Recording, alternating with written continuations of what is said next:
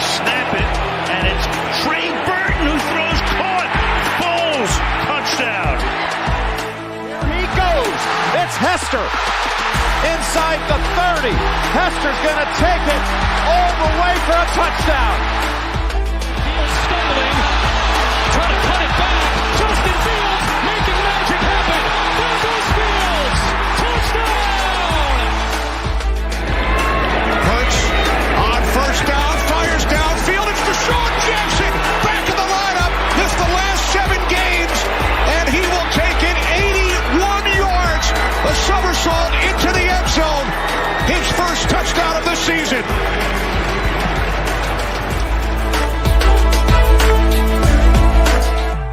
You're listening to the Pigskin Project, the world's #1 football podcast. Now, with more insights on all things football, here are your hosts, Ben Hansen and Ryan Matthews. Ladies and gentlemen, welcome back to the Pigskin Project, where it's been a little bit more busy as far as headlines go in the week. Feeling a lot better than last week as far as headlines go. A lot more to discuss. Something I want to get into really quick before we get started. Contrary to what we have been doing the last couple of weeks, we will not be doing the rankings as well, or categories, or whatever you want to call it, for tier rankings or whatever. Yep, we'll not be doing that this week. We have something else planned, so stay tuned. It's going to be awesome.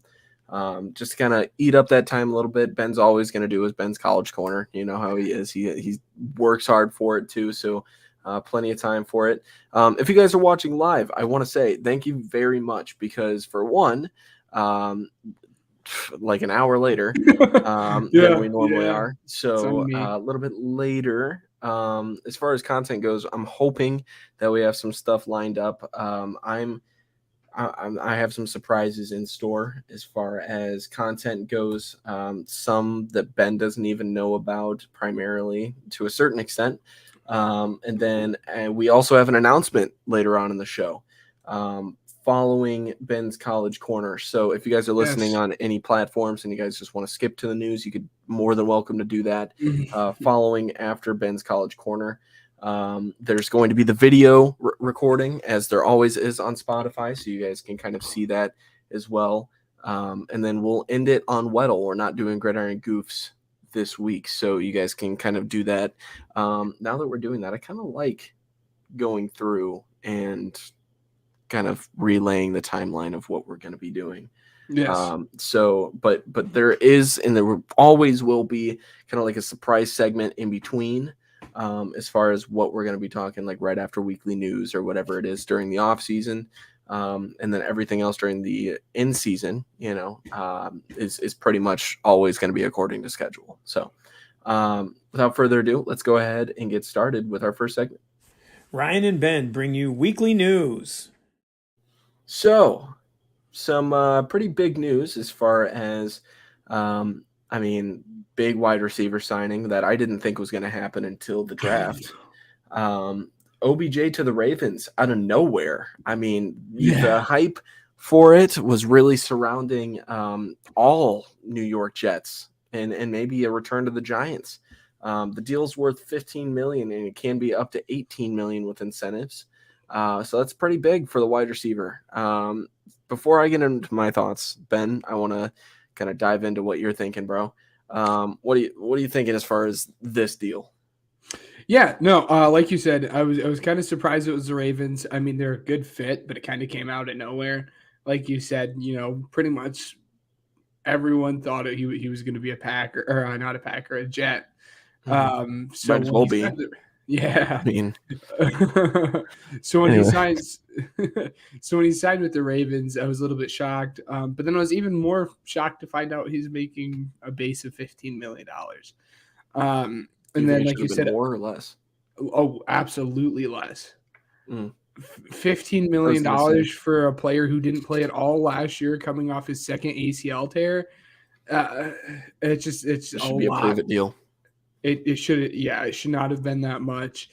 And I find it ironic that they they'll pay a hurt dude who hasn't played all season $15 million, which is on the higher end of a wide receiver contract, but they won't pay their quarterback the money he wants. I think that this is a negotiating tactic, and we'll Absolutely. get into this shortly after.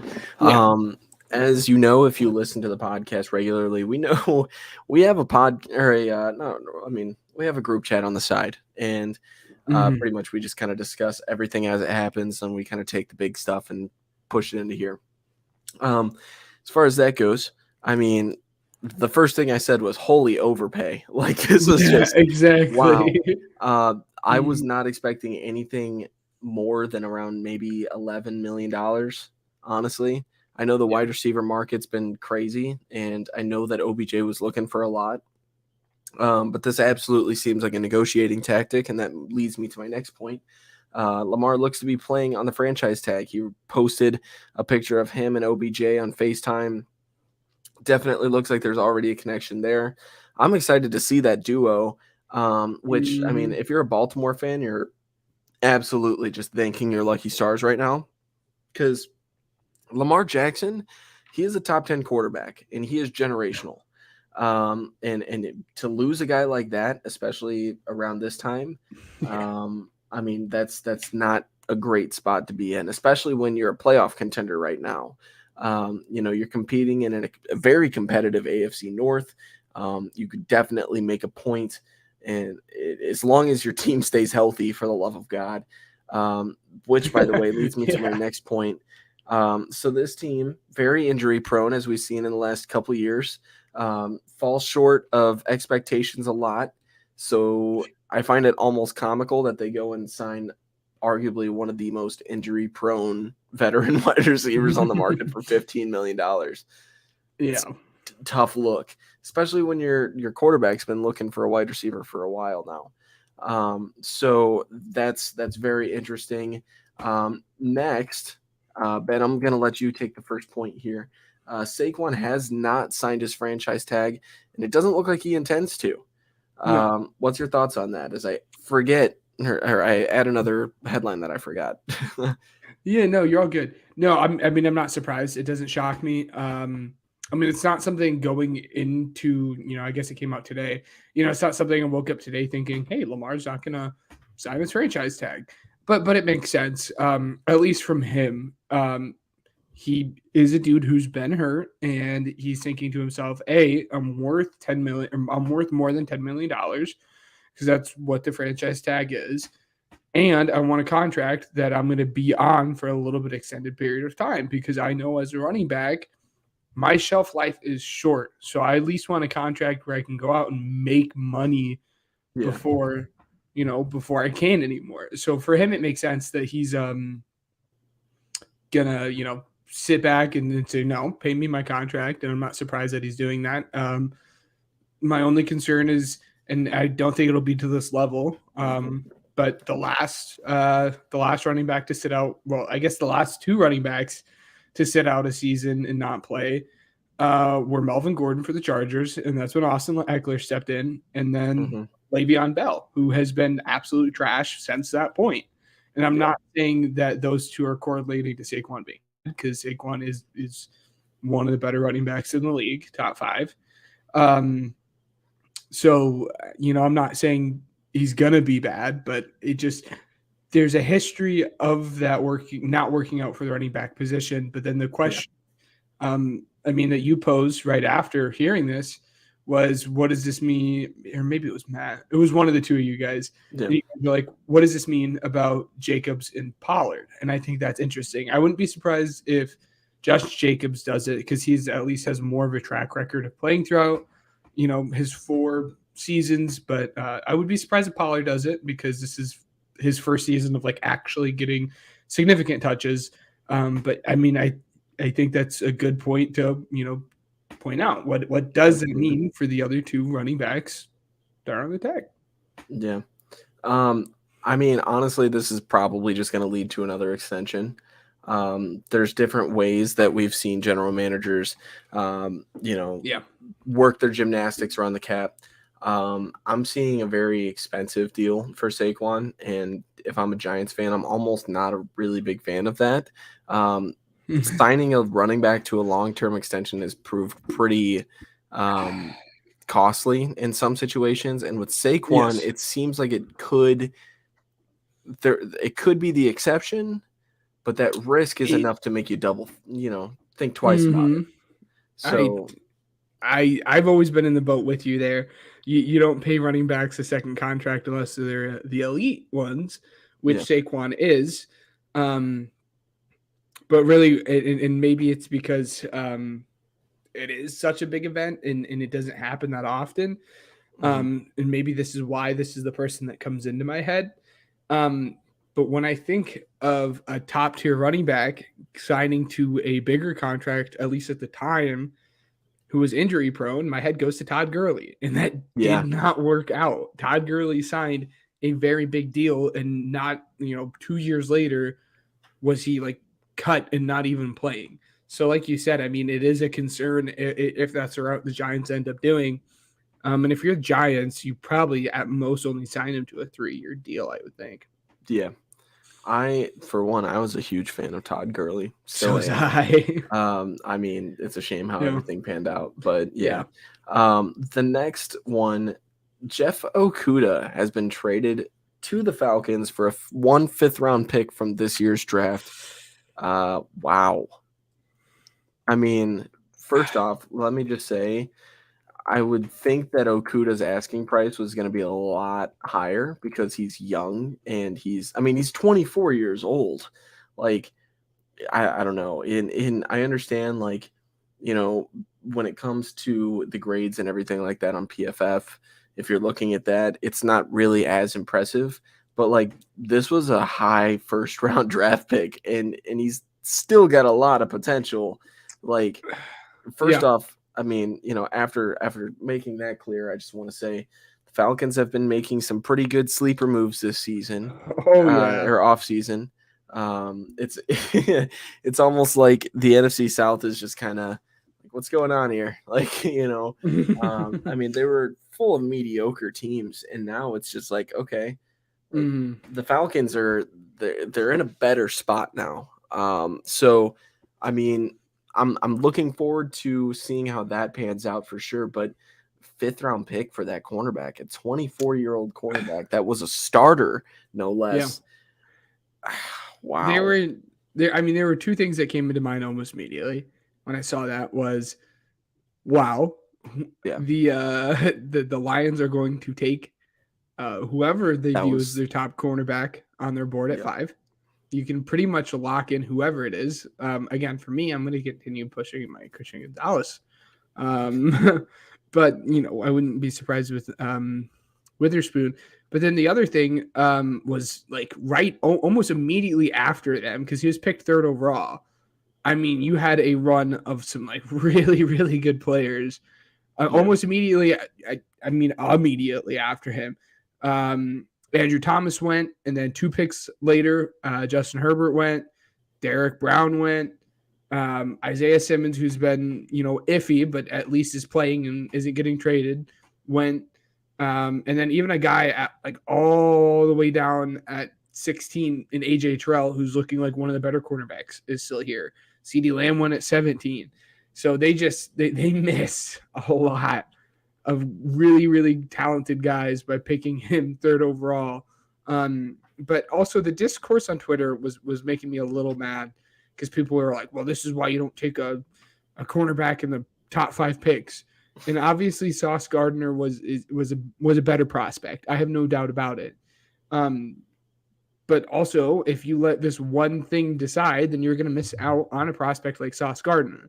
And it's easy for me to say now Sauce Gardner was a better prospect, which even at the time I think he was.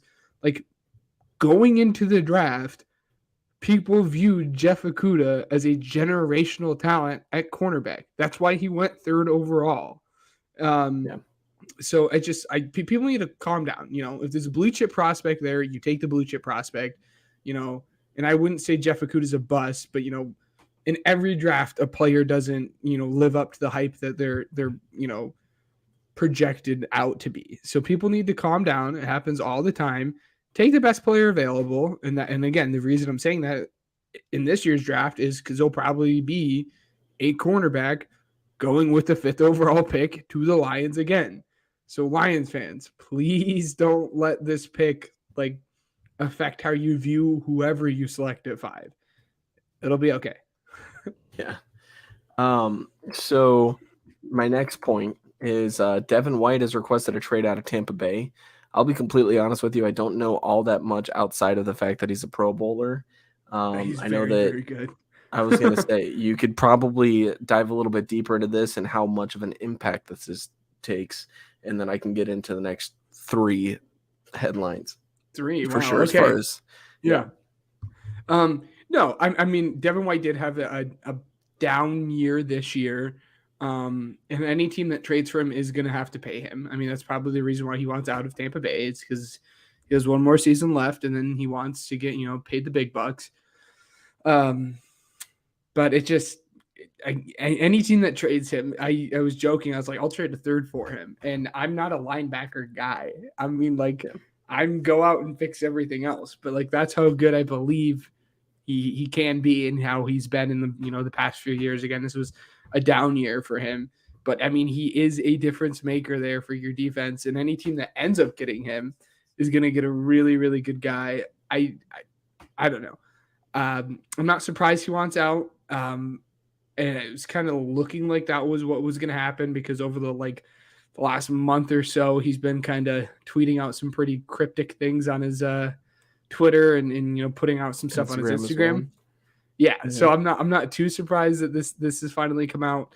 But I thought when Levante re-signed there that he was gonna stay with Levante, but I guess not. So it'll be fun to see wherever he ends up going. My guess is he probably gets traded day 2 of draft. Speaking of potential day 2 trades, the Jets and Packers trade discussion surrounding Aaron Rodgers has stalled out over the last couple weeks. They just can't come to a conclusion to this deal. That's all that it is, really cut and dry. But let's face it, I feel like we don't see eye to eye on this. I feel like it's you that I disagree with here. He's not worth a 1st-round pick. He's not. Oh, okay, cool. So we're not disagreeing with somebody else. Yeah, he's not worth a 1st-round pick. Don't sit here and tell me that he is. I think I forget who it was that said that. It might be Matt. Honestly, Matt's been pretty good. Props to Matt. Listen to Bustworthy. But nonetheless, I mean, Aaron Rodgers, right? You're looking at 2nd-round pick this year, maybe a 3rd-round pick this year. Not I'm saying either or, and then a 3rd-round pick that turns into a 2nd, depending on if he decides to play in the next year as well. I mean, you're potentially getting 2/3 or a 2nd and a 3rd or a 2nd and a 2nd. Like, that's pretty good trade compensation, but it's not a 1st-round pick. And Packers fans need to chill out. Like, I understand you've got emotional ties to them. I understand, it's going to suck when it happens. I'm so sorry, except I'm not. The trade compensation is going to be significantly less than whatever you think. I saw some wild things on Twitter. Dude, you're not getting Sauce. I know. Getting Quinnen Williams. Like, I don't care what you say. Garrett Wilson's off the board, okay? Like, nothing that the Packers can do can make them a competitive – like, they're not. They're in a rebuild. And I will tell you this. I saw a tweet that that is hilarious to me. The Packers are in the same exact spot right now that the Bears were in last year. Like, and maybe even, but my thing is, as far as Packers fans go, they're going through the same exact thing that Bears fans did because Bears fans didn't want to admit that we were going through a rebuild. We didn't. We were going through it. We're still going through it. Yes. But at the moment in time, for some reason, Byron Pringle made me excited. Like, that's not going to make you competitive. The Packers haven't made a move all offseason. Not a single move. They have gotten worse. They're losing talent. The defensive side of the ball, as not as much as the offensive, but you're bringing in Love this next season, okay? And you're not going to surround him with an Allen Lazard. You're not going to surround him with a top wide receiver. And there's definitely options available, but do they finally draft a first-round wide receiver with the compensation that they get? Or do they trade back into the first round? Maybe they get a high second-round pick, and they could spend it on somebody whose draft stock falling, like I've heard Jordan Addison's is. Like, who knows at this point? And when it comes to it, I think they need to calm down, and you're not a playoff contender. You're not. Like, No. You look at Minnesota, like it or not, they're still competitive. I've Yes. fought with somebody on Twitter about it that I work with, and I mean, love that guy to death. Yes, his Vikings are still competitive. Detroit, despite the fact they just traded a starting quarterback away, they get somebody like Christian Gonzalez or Devin Witherspoon. Tune into our mock draft after this. Literally, I mean, they're still competitive. By the way, does that take them out of the running for Jalen Carter? I don't know. Tune into the mock draft. But I mean, it's just a steady, like, Detroit is getting better, and they're not getting worse. They continue getting better. And when you turn your head and think, okay, they're just the same old Lions, they're still going to get better, and then they might even steal a game from you. So I mean, when it comes to the Packers, they, in my honest opinion, after the improvements that the Bears have made, after the improvements that the Lions have made, and the fact that the Vikings didn't really change all that much, the Packers are right down there with the Bears right now. I'm not saying that one's better than the other, because honestly, you could almost compare them right now. It's just you haven't seen the Bears other than what they look like on paper. And God knows, if you looked at the Browns and how they looked when they traded for OBJ, on paper that offense looked great. Yeah. They didn't really do that well. So, I mean, it doesn't matter until you see them on the field. But right now, the way that the power rankings work, Detroit's creeping up on number 1 in the NFC. Yeah. But Chicago and Green Bay are right there in the bottom, and I could definitely see us splitting the series somehow. I'm going to be livid, but I could see it happening. Just let me take one. That's all I'm asking for. Yeah. That's my tangent. I'll let you no, on in the middle. No, I mean, there's not much more to be said about it. I think he'll either go for a second or third round pick this year, and then a conditional third round pick for the year after that can turn into a second. So like you said, he'll either go for, the 2-2, 2-3, 3-2, 3-3. Yeah. And yeah, like you said, the Packers fans are driving me wild. There were some Packers fans saying the Bears and Packers aren't comparable. Packers fans on Twitter are like, well, if the Panthers gave all that to get up to number 1, well, then the Jets better give us the first-round pick this year, the first-round pick next year, Quinnen Williams, and Sauce Gardner. For Aaron Rodgers. Stupid. Please, get out of here. Matt, I don't know what you're talking about. While Matt's in the comment section, enlighten me and tell me who's better. Please. Anyways, continue. Unless you're finished with it, then we can move on. The Packers, buddy. I'm sorry. The Packers. Is the defense much better, I think though? they need. I would say so. I would say so. Right now they have an elite. They have a borderline elite cornerback and safety duo in Savage. Who's their safety? Darnell Savage. Oh, okay. All right. I'm sorry. I forgot. Yeah. I apologize. And Savage and Jair. They have a very good, like I think we overlook how good their defensive line is. And that's not to add that Rashawn Gary has is coming back after missing this year. They drafted Quay Walker in the first round, who's looked better down the stretch. Devontae Wyatt, last 3 or 4 games, well, he looked really bad. Right. The whole season, Devontae Wyatt looked good. The offensive line is better. They have Romeo Doubs. They have Christian Watson, who looked like he absolutely killed it, as well as we poop on A.J. Dillon. They have A.J. Dillon. Honestly, A.J. Dillon's probably better than any back you guys have right now. They have A.J. Dillon, and they have Aaron Jones.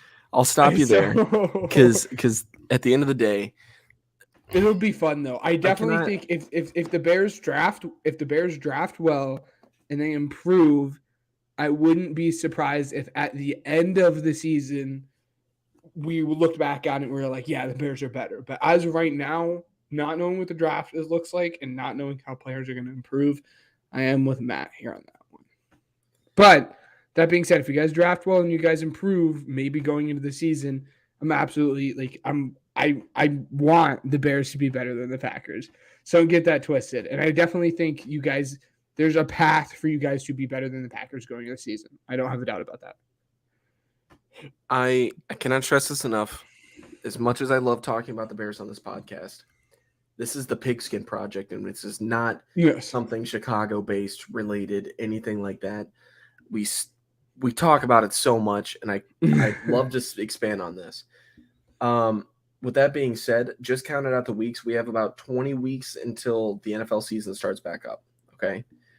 Which means we've got about 4 weeks approximately, or 3 weeks approximately, until we can start projecting where teams are going to be as far as schedule release, because that happens shortly after the draft as well. So stay tuned for that, because that's when we can do a deep dive on these teams. Like I said, I would love to do a deep dive on this. I'm actually about to, probably in this next headline, but this is not just a Bears podcast, so I don't want to stick around. And again, the draft is like 3.5 hours. Yeah. Once we see the Bears pick, once we see the Packers pick, I'm sure the conversation will come up again. Yeah. Again, we'll get into the announcement here soon, but we'll talk about it then. So the Steelers have been in touch with the Bears about a potential trade up to number 9. The Steelers currently have the number 17 pick. And as much as Bears Twitter loves to sit here and say, all right, cool, give us our our second round pick back. That is technically still a first round pick. It is. I mean, it's number 32 overall. If the Dolphins didn't screw up, then we'd be fine. So with that in consideration, we're not getting that back. You could ask for it. It's not happening. The way that I see this deal playing out, and I don't want to get, like I said, I don't want to dive in on it too much.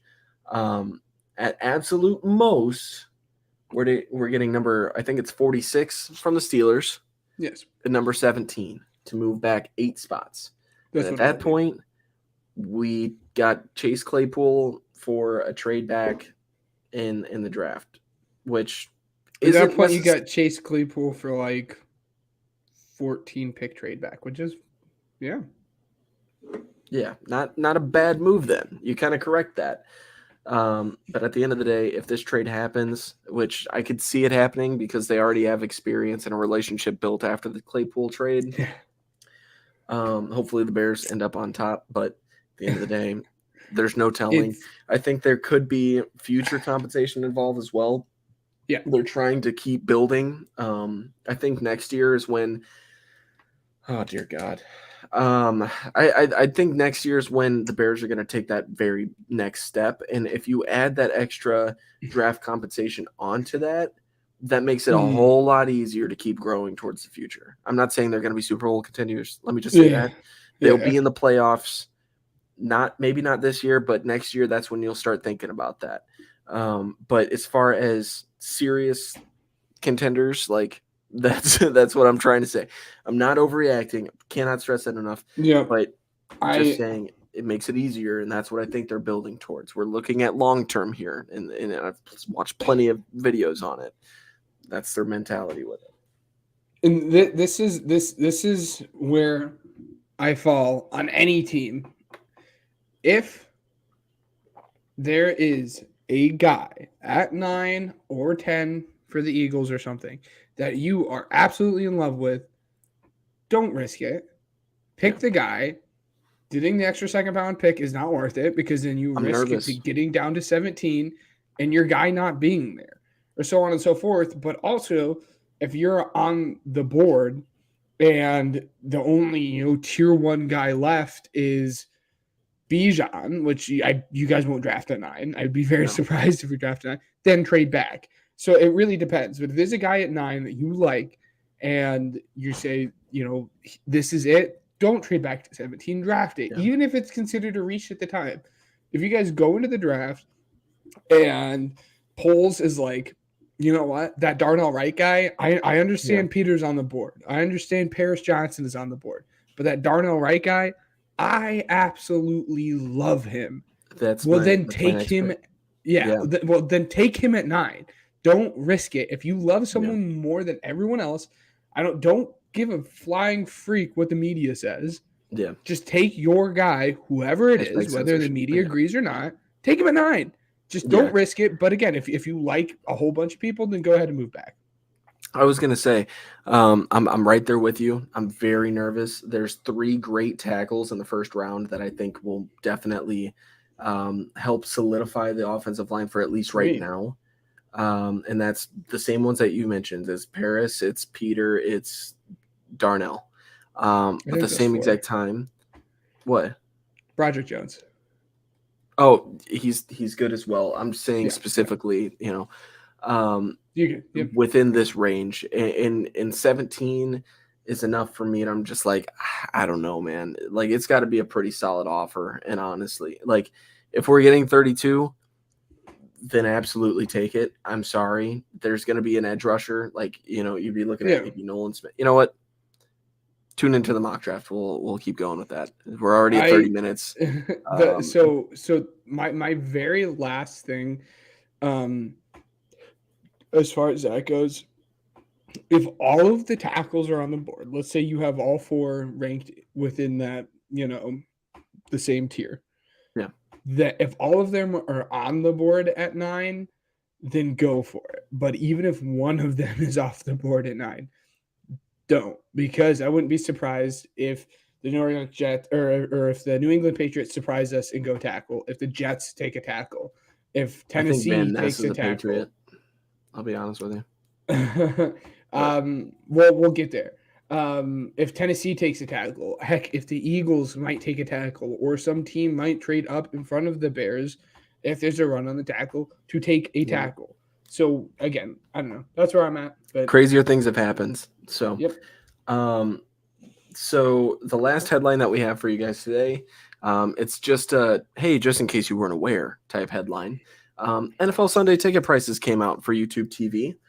For those of you that are subscribed, right now it's available for $289, $349 for non-subscribers.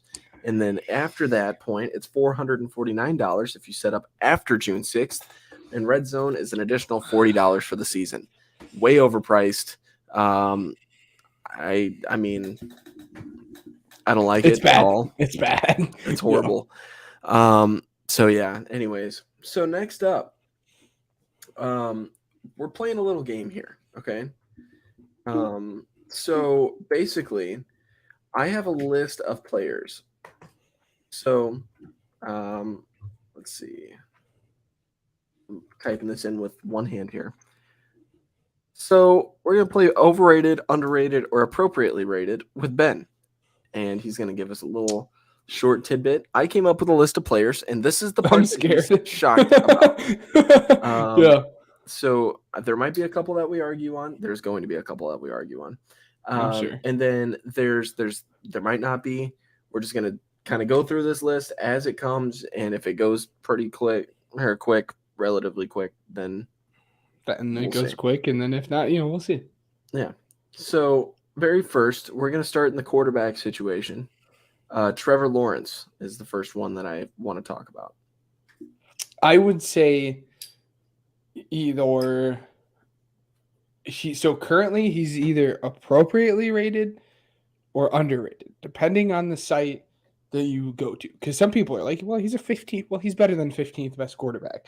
But some sites are like, he's the 7th best quarterback, which I can get behind. So I think depending on where you look, he's either appropriately rated, because I believe he's probably going to be a top 10 quarterback this year.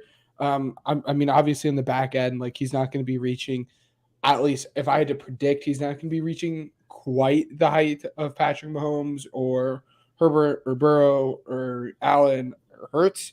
I don't think he's going to be in like that, but I do think he's going to be a little bit behind him, just like right there. And I think most places would probably have that. So yeah, I would say appropriately rated. Next up, Justin Herbert. We all love Herbert. We do, but this stems back, and I don't know where you're at on this. I've had the same stance this year that I had last year. I do think he's a little overrated. Go and win something first, please. And Yeah. I know I got some flack for it when I called him not an elite quarterback this time last year. Look what happened. But win something, please. Go and win something. And then once you win something, then fine. But you it's not like he has a bad supporting cast. He has two good wide receivers. He has he has a really good running back, two good wide receivers, given his defense definitely hurt him in the playoff game. But it's not like he has a bad team. Go and win something, and he hasn't. I don't think he's a top 5 quarterback in the league. Yeah. And if he is, he's 5, but I don't think he is. Which I'm not going to run through that list right now. So yeah. Last on the quarterback list, you already know who it is. Justin Fields. He's overrated in Bears media, and he's underrated in national media. Is where I'm at. Bears fans think he's the next savior of like football. Okay, and first off, let me just say that. Do you blame us? I do. I understand you guys haven't. I understand you guys haven't had a quarterback in 25 years, and I mean you guys might not. That's what I was gonna say. You guys might not have ever had a quarterback this good. Do you understand? Really but quick. Like, I mean, you guys need to chill. He's not top, like Jared Goff. You take Jared Goff. His numbers. And put him on the Bears. He's the Bears' greatest quarterback of all time. I get what you're saying, but just chill. He's an awesome runner. I need to see him throw. I need to see him throw the football. Yeah. And for the fact that people are like, he's either the first or second best quarterback in the NFC. Stop it. No, yeah. Let me just say that was Adam Rank on a joke. He loves doing that. I love Adam Rank. Hopefully we can get him on the show at some point. Wink, wink. But anything like that, purely just a joke. What I want to say really quick, just because I want to voice my opinion on this as well. I think he is currently appropriately rated with the media because, like you said, there's only been a couple key moments in which he has been able to throw the ball in a very wow. He's had a couple flashes of what he can do, but he hasn't done it consistently. So as of right now, as he's listed as an elite runner and somebody who needs to work on the passing game, absolutely appropriately rated. If anything, slightly underrated because of his potential. So it's tough. Again, I think he's overrated in Bears media. Underrated in national media. We hype him up so much. And I've said this in the chat. If you go on Twitter and you look at the discourse about Justin Fields, he's either the best quarterback to ever walk the earth, or he's a running back that has never thrown a pass in his life and can't throw more than 3 yards. You're on Packers media too much.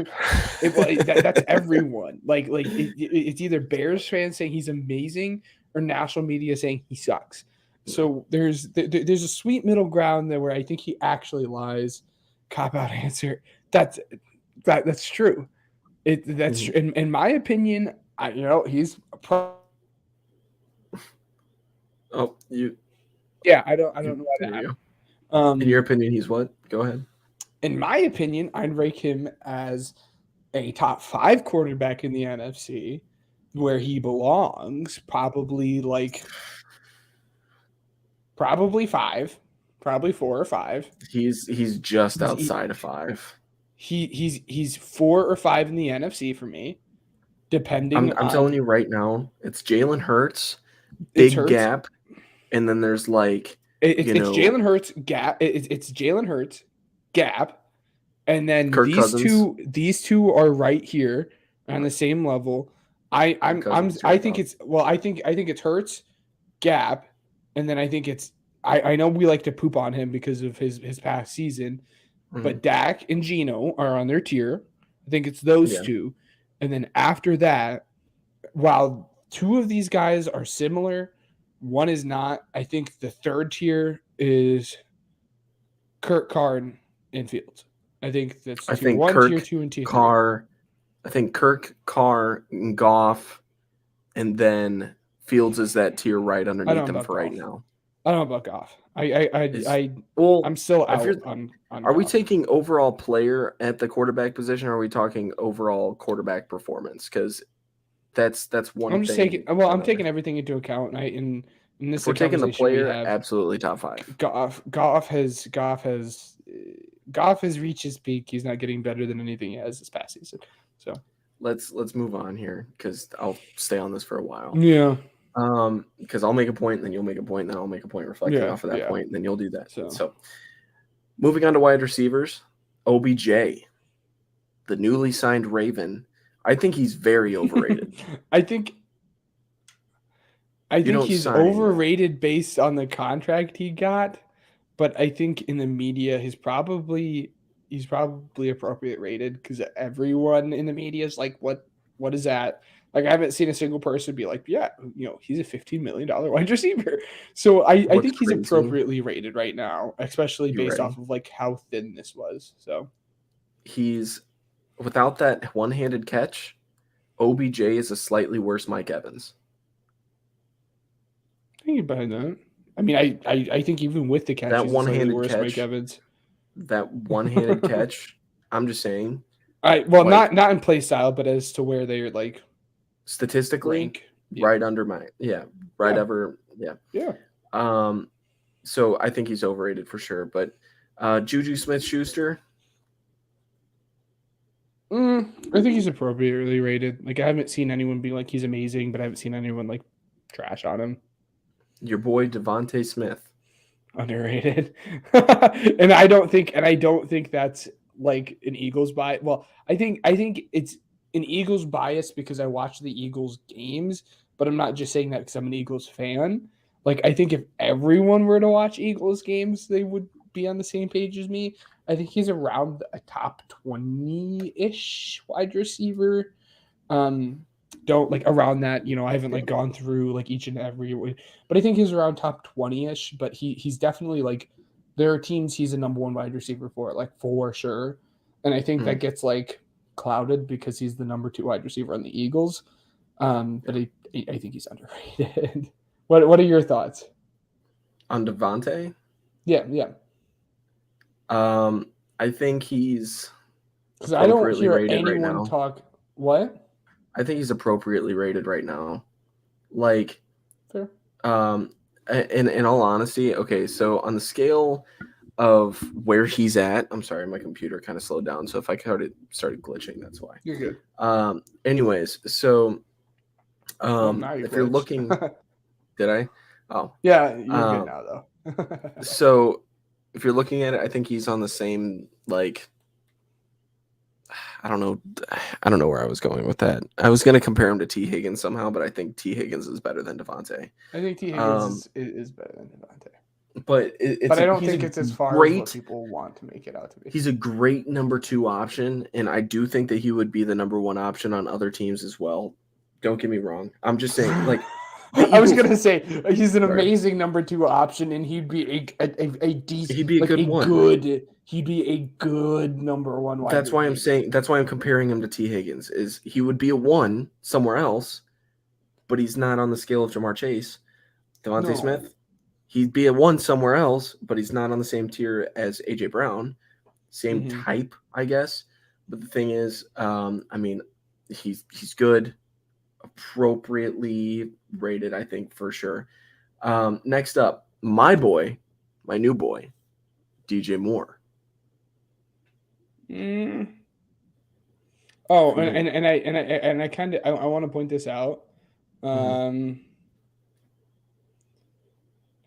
Devontae finished 10th in yards. Is it 10th in yards? No, it's 10th in catches this season. Okay. Where is he on yardage? I wish it would sort it by yards for me. It's not, but like, he had over 1,000. He almost had 1,200 yards and finished 10th in catches. So I don't know. Anyways, that's besides the point. I don't know. I would say DJ is probably appropriately rated as well. I don't see anyone. I don't see anyone talking about how like amazing he is, but I don't see anyone being like he's bad. Honestly, the people that I see saying he's bad are Bears fans. Like, Yeah. the majority, everyone else is like, yeah, he's a good, solid number one wide receiver. If Devontae Smith was the number one wide receiver, he would be like DJ Moore. That's what I'll say it. By the way, Look, I'm not saying that this is going to be the same exact situation. Okay, I'm not saying that they're the same player. What I'm saying is, DJ Moore's stats right now very similar to Stephon Diggs when he left Minnesota. Okay, I'm not saying that they're the same player. I'm not saying it's going to be the same impact. What I'm saying is, Stephon Diggs, very good receiver. When he got traded to Buffalo, holy crap, Buffalo got their receiver. Holy crap, Stephon Diggs, it's awesome. DJ Moore gets traded to Chicago. It's DJ Moore.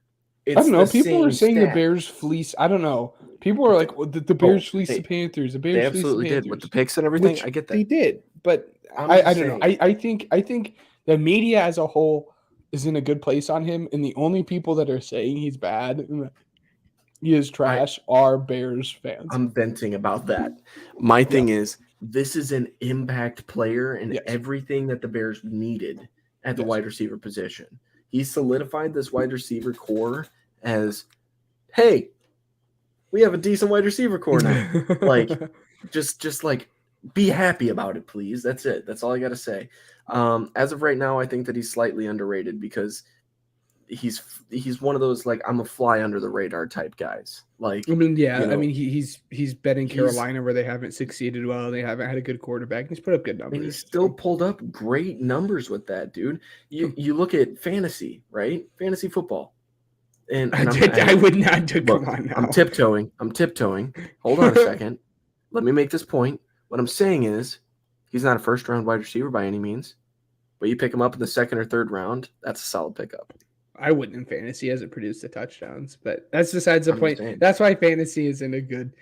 Let's move on. David Montgomery. I would say appropriate. No one's saying he's amazing. No one's saying he's bad. Josh Jacobs. Ooh, that's tough. That one's tough because his career, he's probably. It's just tough because he had a really good season. I would say he's probably had a good season. I would say he's probably a smidge overrated, but just.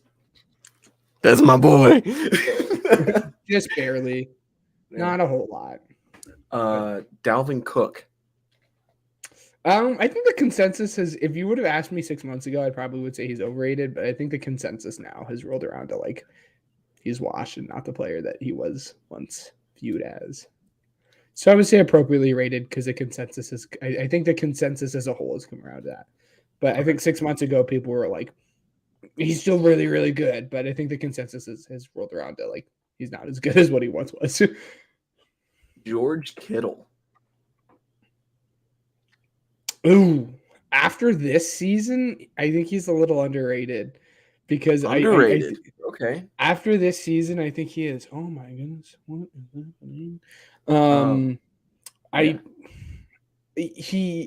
No one has talked about him this season. It's been attention to all the other guys, which makes sense because he's had a little bit of a quieter season. But he's still one heck of a blocker and a very good pass catcher, taking into account the tight end position. If he's healthy. Yeah.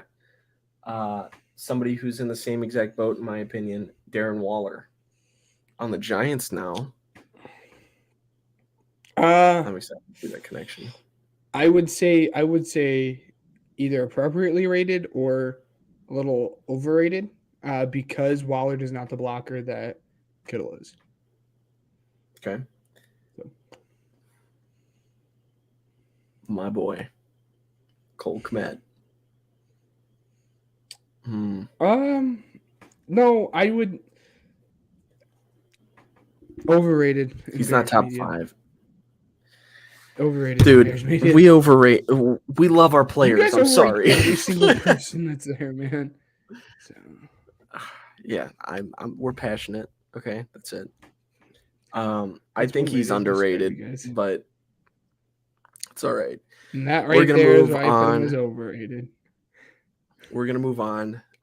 Ben's gonna have his segment here. Pro football isn't the only game in town. Let's take a stroll to Ben's College Corner. All right, Ben. Who are we talking about today? Yeah, D tackles today. So I've made a bit of a word, mistake. So last week's episode, I was like, well, we have to put, DBs together as a whole category, and I ranked them as tiers.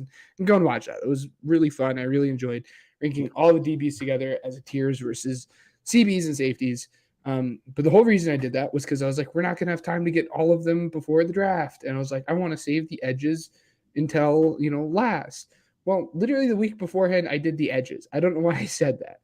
That being said, on offense, I think I forgot to do tight ends. So it works out because while I did do the edges, I still did need the extra week to do tight ends anyways. So it works out. I know I promised edges next week, but I lied because I already did edges like 2 weeks ago. Let's go and watch the edge video, and I guess we will end with tight ends. What a way to go out. Tight ends. I kind of wish I saved DBs. Let me butt this in really quick, and I'll just kill two birds with one stone really quick. I'm gonna announce this. You ready? So speaking of draft stuff, college stuff, whatever. Draft night. Who's ready for it? If you were an NFL fan in general, that we're not talking about Bears, we're not talking about Packers, just because we know a lot and we're trying to squeeze in as many Bears and Packers fans as we can. We want to cover as much as we can as far as the NFL map goes. We've got a Saints fan. He's watching right now. I'm sure he'll be watching the draft and everything like that. I'm sure we can on during the draft. I'm sure we could talk to him. But if you have any kind of other fandom and you are listening to this podcast, shoot us a DM on our Twitter if you have it. Yes. If not, you can email us at thepigskinproject@gmail.com. And I will get back to you shortly through email as far as a podcast invite. We are leaving this open to as many people as possible, trying to get in as many reactions to picks and stuff, because last year was a lot of fun. We met a lot of fun people as well over the course of this year, trying to get a lot of cool people on. Not to mention, I do have a slight announcement / teaser. After the draft, we're having our big fish come on the podcast. So definitely stay tuned for that. I'm not saying immediately after the draft, but I'm saying at some point after the draft, this is going to happen. But so without further ado, Ben's College Corner, everybody. We are not going to be doing our normal podcast on the week of the draft, by the way. We're just going to do the draft show. So don't expect anything more or less. So So as far as that goes, real quick, guys. So we'll have, obviously you guys are listening to the one right now. Awesome. Thank you. If you're doing that, do all the likes, subscribe, comment stuff. We appreciate that. But again, all that fun stuff. But if you guys are listening now, awesome. If you guys are listening to this before the 20th, then we'll have one more episode. But if you're listening to this after the 20th, that means the episode has dropped already for the draft. And then we're just going to live stream for the draft. So we got one more podcast episode / live stream after this. And then, like Ryan said, we're just going to go live for the draft. As far as draft reaction and stuff, we're not going to put out a podcast that week because we're going to do the same thing we did last year, as to where we're just going to do the reactions live and, watch on YouTube, watch on Twitter, do all that fancy stuff, but we're not going to record an episode, and that reaction, since it's like 3.5, 4 hours, is not going to get downloaded and put into a podcast format, just because it is way too long to go back through and listen to. So yes, stay tuned for that. Watch that. But like Ryan said, and once he gets back, I'm going to need some producer stuff from him because I'm still haven't figured that out. And, he's good with all this StreamYard stuff. But besides the point, yeah, we are doing D tackles today. And then next week we'll round this all out with tight ends. But without further ado, no surprise, the best D tackle in this class is Jalen Carter. And it's not particularly close. He has, on film, he showed the athleticism that you would have liked.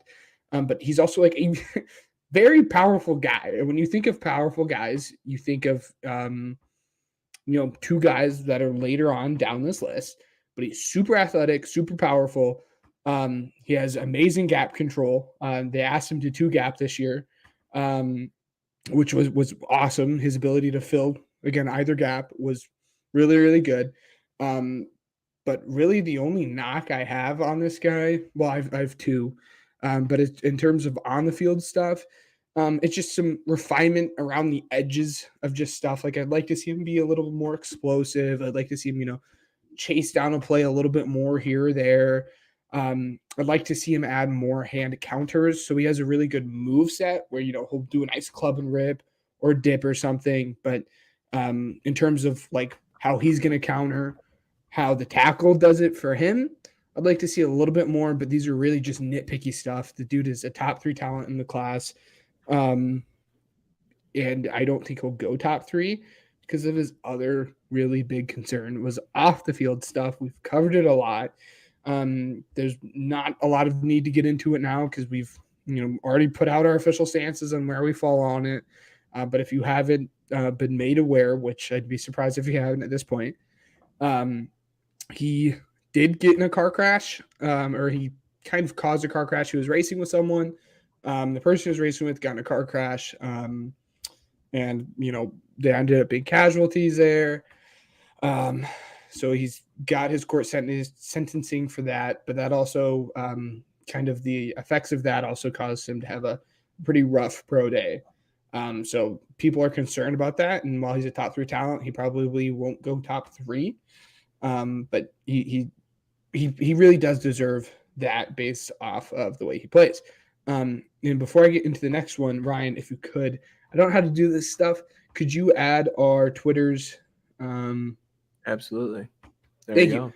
There you go. So Ryan also mentioned, if you guys want to come on the live stream, the draft live stream, to either DM us or send us an email.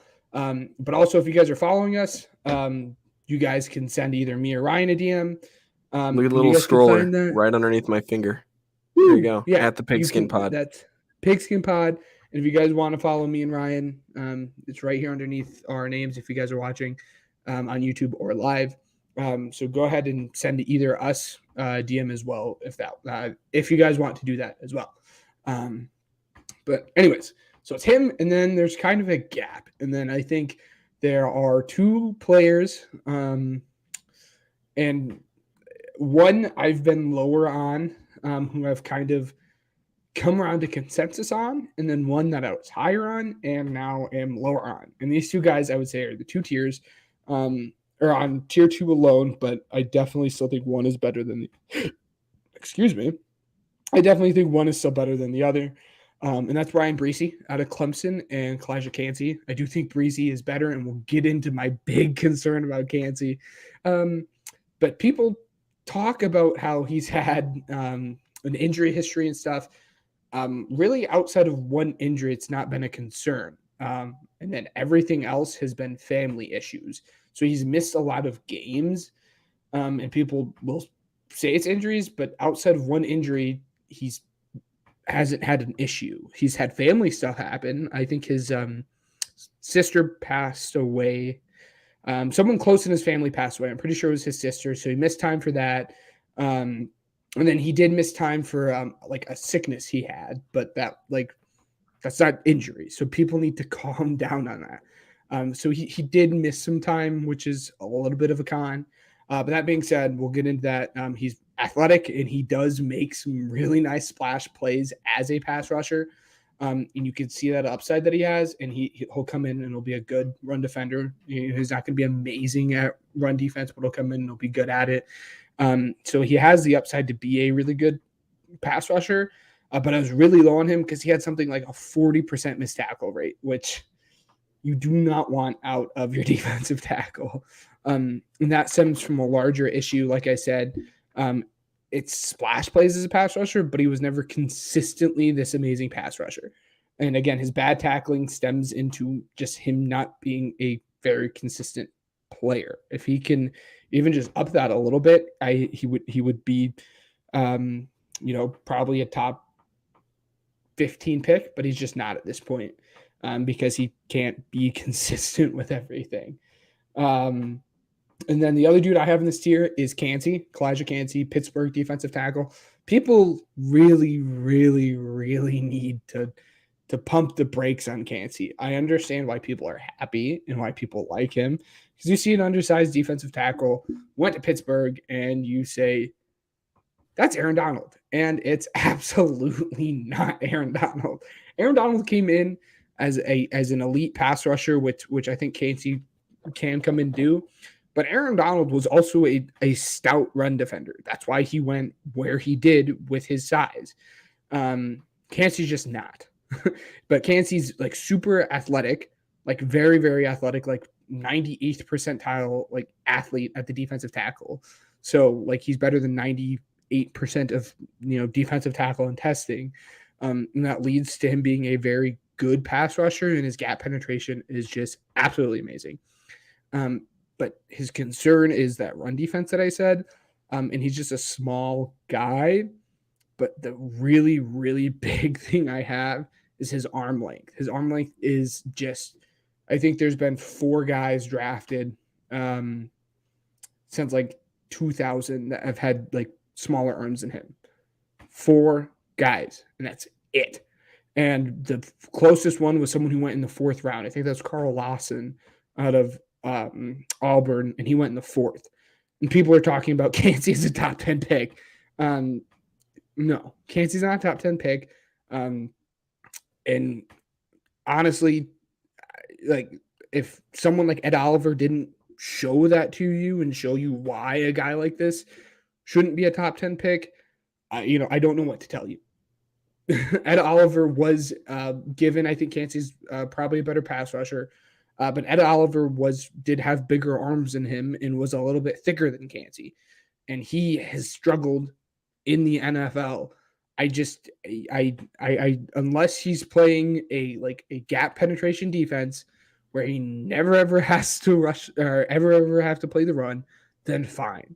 But that's just unrealistic. And his role coming into the NFL, at least in the first year or so, really concerns me, because you probably don't want to ever play him on first down because of the threat of the run.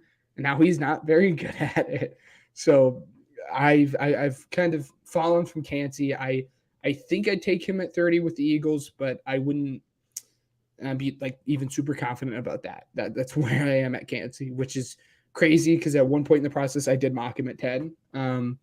But it's just his short arms and his ability to not play the run is very scary. But he has that pass rush upside at defensive tackle that not many defensive tackles do have. So it's really just at what point is the risk you're taking on worth the high upside that you could get from him. So good thing I'm not a GM that has to draft him. I'll say that. And then the next 2 guys I have in their own tier, and that's Mazi Smith and Keanu Benton. And they're both, while I said there was a gap between Breezy and Kancey, there's Benton and Mazi Smith are pretty close. They're like 1A, 1B, or I guess at this point, 4A and 4B. But they're both really, I could go either way with them. I wouldn't be surprised if Benton went over Mazi Smith or if Mazi Smith went over Benton. It's really just a matter of what you're looking for. I will get into Mazi Smith later because he's going to be my prospect breakdown. So that will lead me to Benton. I do have Smith ranked. Honestly, if I made a big board, he'd probably be like 1 or 2 slots higher than Benton. Like that's how close these guys are. But really the book on Benton is he's big and he's strong. He's not quite as big and as strong as Jordan Davis is. But if you like Jordan Davis, you're going to like Keanu Benton. He's big and he's strong and he has some really quick hands. And that's what you want to see from your defensive tackle. I think he's going to step in, and I think he'll probably only play 0 tech and 1 tech.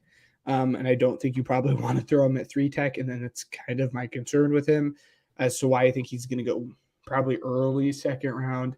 And he isn't this amazing pass rusher, but he does have quick hands, which you like to see. And he did excel, and he looked very good at the Senior Bowl. That's kind of when I think he's came more to the national light, was that Senior Bowl, because he looked very, very good. So if you're looking for someone who's big and strong, who can come in right away and play your 0 tech or your 1 tech, he'll do it. And he'll do it very solidly. And then a dude that I kind of have on his little tier alone is Siaki Ika.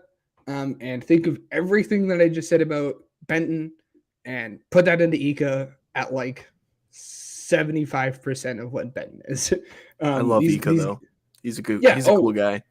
Oh yeah, absolutely. I really don't mean to interrupt you in your own segment and everything. I just want to say I love seeing this aspect of anybody in the scouting combine. So if anybody who hasn't gone gets a chance to go, definitely this is one of the better parts. After the combine, you get to see a lot of players go and like embrace their families after their performance and everything like that. And seeing Siaki Ika and I believe what was his kids, as well as his significant other. I don't know if they're married or not, but seeing that aspect of it as well. It's just the human aspect of it. You know, a lot of people focus so much on the player aspect of it. Seeing that just kind of makes you like him, get that little warm, fuzzy feeling in him, everything. A lot of people are mocking him in the third. I'm hoping that he gets maybe a late second pick just because I like the dude. That's really it. I have a strong bias towards him for some reason. I like the grades and everything on PFF. I think that he's going to be decent. But Ben can tell you a little bit more about him. I just wanted to say that part. No, man, you're good. Think everything that I just said about Benton and put it like 75%, maybe 80% of what Benton is, and put it in Siaki Ika. Again, just someone who's big and strong, who's going to come in and he's going to play very good against the run, but doesn't really have that pass rush upside, who can come in and play nose tackle or your 1 tech, and just be a very good, solid run stopper. That's the book on Siaki Ika. It's tough because he went to LSU, I think his freshman year.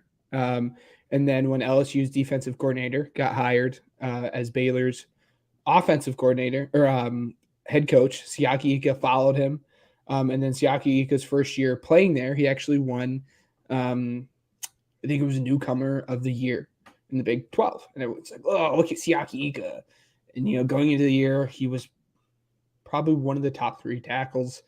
Going into the year, I can safely say it was Jalen Carter, Breesy, and Siaki Ika. Gervin Dexter was probably up there. Some dude who has had quite the fall from grace, who isn't going to even appear on this list. But he's just, you know, the book on him has you know, we finally seen the player that he's probably going to be, and that's just going to be a solid player. It's going to be in the NFL for 8 years, 10 years. And it's just going to be a good, solid run stopper. And like you said, we'll probably go third round. Sucks, but that's I just like the guy. I don't know. Yeah, it's just that simple. He's just a likable guy. Yeah. Oh, he absolutely is. And like you said, it was awesome to see. He was holding his daughter, who I think is like a baby. She's like 1 or 2 after the combine, and it was a very sweet moment. So for sure. And then, as I do for you guys, I do later down the board. I like to give you guys someone you'll see go 4th, 5th, 6th round, and that's, we just talked about Siaki Ika playing at LSU. We're talking about an LSU defensive tackle, and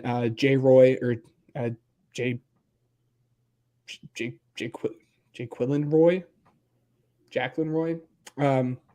J. Roy. That's what we're gonna call him. He has a good frame. I wish he would add weight to it because I think he is sub 300. So I would like to see him around the 305. But he has a good frame that he can absolutely add weight on at the next level. And he has all the tools to be a good pass rusher, but he just isn't there yet. He has the tools to be a good pass rusher, isn't quite yet a good pass rusher. And he's not going to get abused in the run game, but he's not the run, he's not the run game defender that Mozzie Smith is, that Keanu Benton is, that Siaki Ika is. He's solid. He's a dude who, and this is why he'll go in the 4th or 5th round, because he'll be okay against the run, but he has the tools to be a good pass rusher. So just someone for you to keep an eye on if your team is looking for a defensive tackle in that range. And as I said before, some dude who's in tier 3, almost tier 2 for me. And I was really tempted to do it, but I didn't, is Mozzie Smith. I know a heck of a lot about Mozzie Smith just because he is a Michigan Wolverine. He's 6'3", 326 pounds, senior defensive tackle who went to Michigan. And the book on him is quite simple. Freak athlete for his size. I know his combine didn't show it. But for those who don't know what the freak list is, it's a list that gets put out by, it's not Bruce Feldman, is it? I think it is Bruce Feldman. Bruce Feldman, the Athletic, who puts out just the best athletes, and he takes position into account. A dude that is 6'3", 326 pounds, should not move the way that Mozzie Smith does. Dude is doing backflips at that size. And I'm not over exaggerating. He can do backflips at 326 pounds, 6'3". That's just, it's unheard of. But just like I said with Ika and Benton, he's going to come in day one and he's going to be a very, very, very good run stopper without a doubt. So if he never puts those tools in that elite athleticism he has to good use, you're going to get a dude who's going to be very, very good in the run. And like I said with Jalen Carter, Michigan asked him to play 2-gap pretty much the entire season. He didn't have any help. When he was out there, he was going to play 2-gap, and Michigan was absolutely okay with that, and he played very, very well at that. And one thing that I saw is on line shifts and, having to laterally move across the line, he can move down the line of scrimmage very well for a dude his size. And he has chased down plays. You don't see a dude this big chase down run plays the way he does, and he does. He's just very good at it. And like I said, he has a pass rush upside. Whether he learns how to use his athleticism or not, he is powerful, and he did it a lot this season. He just takes the center or the guard, whoever's blocking him, and just drives him right into the lap of the quarterback. So whether, he gets around the dude or just goes straight through the dude, he can at least put pressure on the quarterback right away. And one thing that you look at his film at Michigan that might shock you is he ran stunts as a nose tackle, as a one tech. He ran stunts. You don't see that from a dude, and he does, because that's how good he is. Really, the only concerns I have on him is he has smaller arms, not even close to Kalijah Cansey. He just has smaller arms. It's not, this huge thing. He is slower to get off the ball. I don't know if that's just bad timing or what. I'm going to chalk it up to bad timing because he is explosive. As I've said before, he's a good athlete, so I'm going to chalk up his slow start off the ball to just bad, snap count prediction and stuff. And then the last one, like I said, with his pass rush, he's not amazing at it right now. I'd like to see him develop some counters in there, but that's, being nitpicky. Some dude you're going to draft at the back end of day 1/day 2 isn't fully put together yet. That's why he's going at the back end of day 1 and not within the top 10 picks of day 1. But yeah, if you're looking for a defensive tackle who has really, really good run stopping potential, or who is really, really good at run stopping and has the potential to be high end pass rusher, Mozzie Smith is absolutely your guy. Cough, cough. Saints, cough, cough. Cowboys. Those are just, two teams I think he'd fit very well on. So, but yeah, stay tuned for tight ends next week. And I think next week will probably be, unless like some crazy news happens and we have to spend a lot of time on that. Next week, I will probably be spending a lot of time talking about these guys because it'll be the last podcast we're going to do before the draft. Yeah. Before the draft, which is kind of wild to say. I'm so excited. Close, right? It's just because right after the draft comes training camp. Yeah, exactly. That's it. And then we're that close. So before you know it, it'll be here. Right. But as far as next week, we're going to do tight ends. But then also I'll probably use next week to just push my guys onto you guys one last time and kind of get my guys onto paper. So when they do succeed, I can say, haha, look at that. And when they don't succeed, I'll be like, what are you talking about? But that's besides the point. So yeah, next week is probably going to be, at least as far as the segment, a longer one than what you guys are used to. But yeah. It's time for America's favorite game, Weddle. All right, everybody. It's time. Ben's still killing me, but we shall see if that will continue. Right now, I won the last matchup. It is 21-12 me at the moment. I'm going to actually keep this up here. So I guess I'll start, and I'm going to go with DJ Moore again. Okay, that didn't help at all. So, by the way, if you're unfamiliar with it for whatever reason, we help each other out in the first round, and the second round for all the marbles. So, yes. So he's an AFC player that's tall, under the age of 21. My first thought was Kenny Pickett, but it definitely is not Kenny Pickett. Please don't put in Kenny Pickett. Kenny Pickett is small. What'd you say? I don't put in Kenny Pickett? Yeah, right. I'm trying to think of someone. I'm trying to think of a quarterback that's like in this range. Why am I struggling so much with this? I shouldn't be struggling this much to think of a young quarterback in the AFC.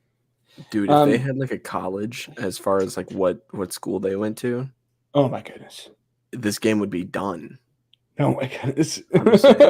Yeah, I don't know. This is absolutely definitely not who it is. Just like at all. I need to put this out here. This is just to help us find some information. Joey B. All right, so it is a quarterback in the AFC. I'm gonna go with Trevor Lawrence. Yeah. Yep. That's the other guy I was thinking of.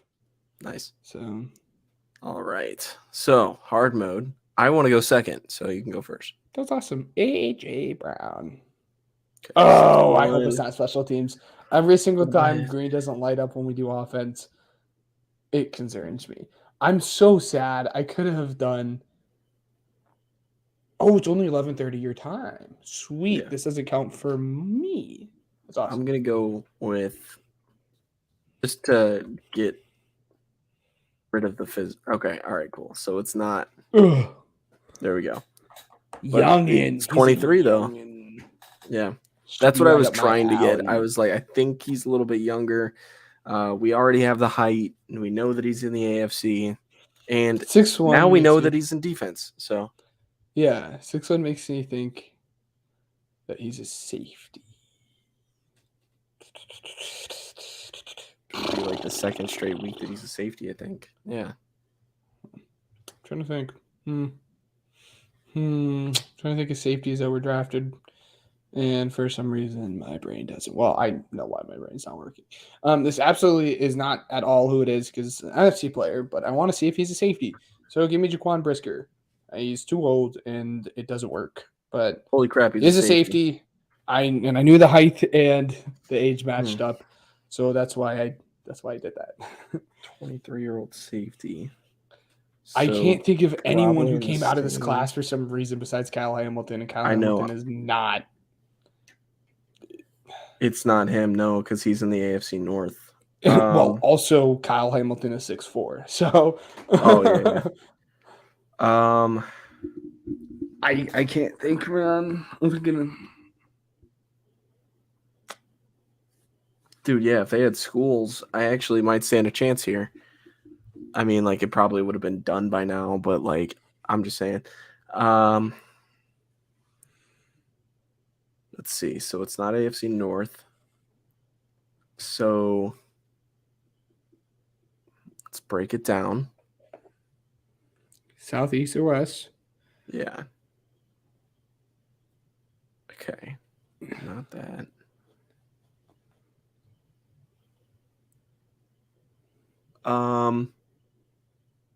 Dang it, man. What's his name?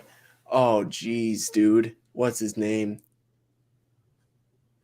All right. I'm gonna try and guess the team.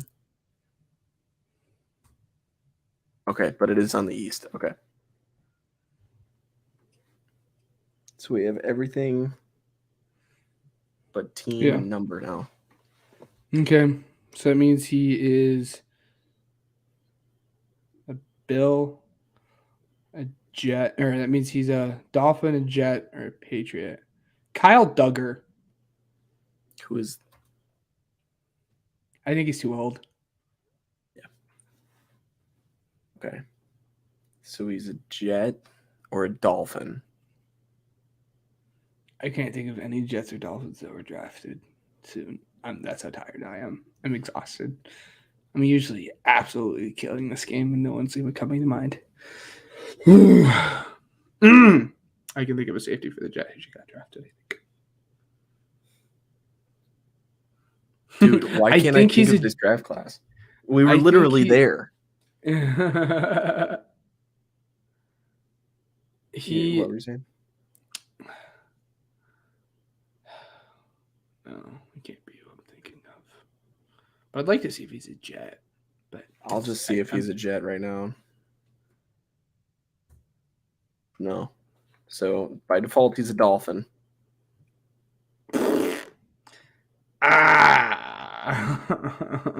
Oh, Javon Holland. Was he that? He's that young? I didn't know that he was that young. Wow. I didn't. I did not think of Javon Holland simply due to the fact that, like, I don't think Javon Holland belongs in the hard mode of Weddle. Because he definitely doesn't. Javon Holland is like a hot take maybe, but Javon Holland is like a top 10 safety in the NFL because he's very, very good. He's good. So I don't think he belongs in hard mode, but I'm starting to put things together, and I was like, he's young enough to be there, so why not guess Javon Holland? So there you go. Woo. Without further ado, if you've made it this far, please, please, please leave a like on it. Like, literally, like, I see one of you. So easy. See one of you's in here right now. And I know if you're listening to this, you have the perfect capability of doing this too. Give me that like. That's what I'm asking for. Do it. I'm asking. Do it. Hey, pretty Do please. it. I asked nicely. Anyways, yeah, just a like or a comment or something like that. Review on our podcast would be cool. But yeah, if you liked it, tell us. That way we know. If you have any suggestions for the podcast as far as production and whatever, please let me know what you would like to see. I'm trying different things, trying out whenever I get a chance. I've got that creative bug in me, so I'd like to figure things out. But anything's very much appreciated. Lastly, so we are still on the outreach for our draft show, as we mentioned earlier on. If you're interested, please do not hesitate to reach out. I'm going to go ahead and put the scroller back on. It's going to let you know where to reach us, as well as our Twitter handles underneath our faces that you guys love to see every single week. So I'm going to do my little outro here. Ben, do you have anything else for the people to listen to before we head out? Yeah. Yep. So yeah, just real quick, like you said, Draft show Mock draft in like 2 weeks from now. Awesome. Go watch the live stream from that. Like technically 2 weeks from Thursday, but 2 weeks from time you guys are hearing this, if you guys are listening to the day it dropped. But yeah, the second point I had was, like you said, if you're listening to this, the one person that's in here, go over to our live and also do our mock draft to criticize the heck out of us, which would be awesome. But also, if you're not listening to this live and you would like mock drafts and drafts or something you guys are super interested in, go to our YouTube channel. I know it's not technically under like videos, but if you go to our YouTube channel and you click lives, mock drafts will be right there. Go and listen to that. Yep. All right. So we'd like to thank Overtime Sports Network. Catching him off guard this week. He's not pointing. We'd like to thank Uppercuts Grooming, which I will definitely be seeing soon. Ladies and gents, I'm getting my car back. Very exciting. Not only that, but let's see. There's one more. Oh, yeah. Spotify for podcasters.